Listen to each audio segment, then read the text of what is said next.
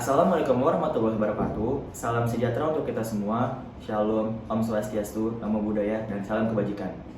Pertama-tama saya ucapkan terima kasih kepada Dewan Juri yang terhormat untuk waktu dan kesempatannya. Izinkan saya memperkenalkan diri saya Eksanino Banu Rizky sebagai representasi dari SMA SYP Piptojo, Jakarta Pusat. Di sini saya berbicara sebagai tim pemerintah sebagai pembicara satu. Sebelum kita melanjutkan perdebatan argumen kita dalam mosi melarang sekolah untuk mengeluarkan siswa yang melakukan pelanggaran berat seperti perundungan, narkoba, dan lain-lain, izinkan saya memberikan definisi umum mengenai pelanggaran. Kehidupan bermasyarakat yang kita jalani sebagai makhluk sosial tidak dapat dihindari dari namanya sebuah pelanggaran. Pelanggaran merupakan perbuatan yang bertentangan dengan norma-norma kehidupan bermasyarakat yang dapat mempengaruhi perkembangan emosional individu dalam mencari jati diri pada masa remaja, khususnya di lingkungan sekolah. Sekolah merupakan lembaga atau instansi pendidikan yang memberikan edukasi dalam segi pelajaran, moral, etika, serta tata cara berkehidupan sebagaimana mestinya dalam bermasyarakat.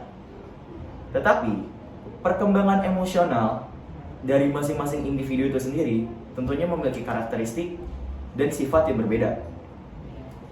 Ini berkesinambungan antara perilaku yang didapatkan pada perkembangan kehidupan individu itu sendiri, sehingga dapat melakukan pelanggaran berat dalam menjalani kehidupannya.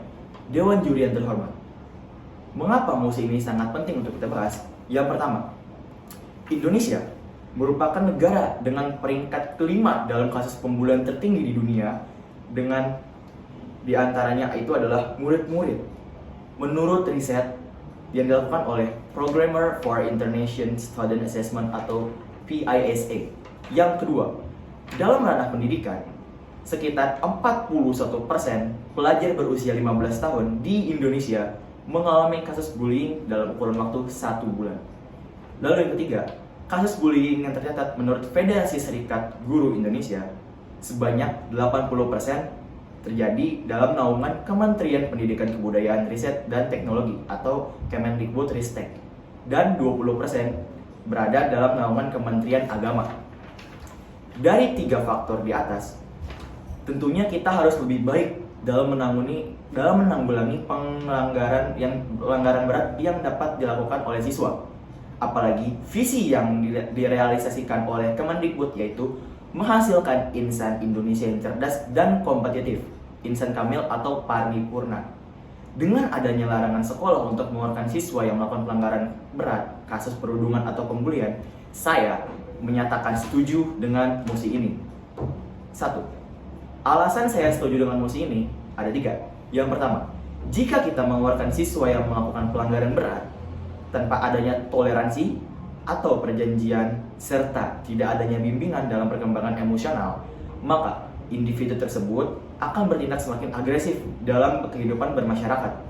Yang kedua, menunjukkan bahwa lembaga atau instansi pendidikan dinilai gagal dalam mewujudkan visinya. 3. Membuat Indonesia semakin rawan akan kasus kriminalitas yang terjadi di masyarakat. Mengapa demikian? Dewan Juri terhormat, seperti yang kita ketahui, lingkungan hidup masing-masing individu tentu saja berbeda. Itu menjadi salah satu alasan di mana lembaga atau instansi pendidikan harus bisa menanggulangi permasalahan tersebut, bukannya melepas tanggung jawab tersebut, yang nantinya menciptakan individu dengan sumber daya manusia rendah, sehingga dapat menghasilkan tindakan kriminal di lingkungan masyarakat yang tinggi. Dewan Juri terhormat, dari kasus yang telah saya jelaskan di atas, tentu saja kita harus menanggulangi masalah tersebut, bukan melepas tanggung jawab seperti visi yang telah ingin dituju oleh Kemendikbud. Bagaimana cara kita melakukannya? Yang pertama, kita harus melakukan bimbingan konseling di setiap sekolah. Itu merupakan salah satu upaya, dan juga itu adalah pendidikan atau fasilitas yang disediakan oleh Kemendikbud di setiap sekolah. Tentunya dari SD, SMP, SMA, bahkan SMK itu memiliki guru BK atau bimbingan konseling. Bahkan di mata kuliahan pun saja terdapat jurusan bimbingan konseling. Itu merupakan salah satu media yang dimana kita sebagai generasi muda, jika kita memiliki kasus pembulian atau kita merasa dibully, kita bisa melakukannya pada guru tersebut. Kedua, kita harus responsif terhadap kasus tersebut. Jangan dibiarkan ataupun kita tanggapi tetapi tidak serius. Itu merupakan sebuah ancaman yang dimana dapat merusak generasi bangsa. Apalagi Kemendikbud itu sendiri ingin mewujudkan insan Indonesia cerdas dan kompetitif.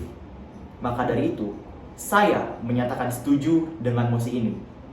Dewan Juri terhormat, demikian argumen dan perdebatan yang saya sampaikan mengenai mosi melarangnya sekolah untuk mengeluarkan siswa yang melakukan pelanggaran berat. Di sini saya berbicara mengenai perundungan atau pembulian. Sekian, terima kasih.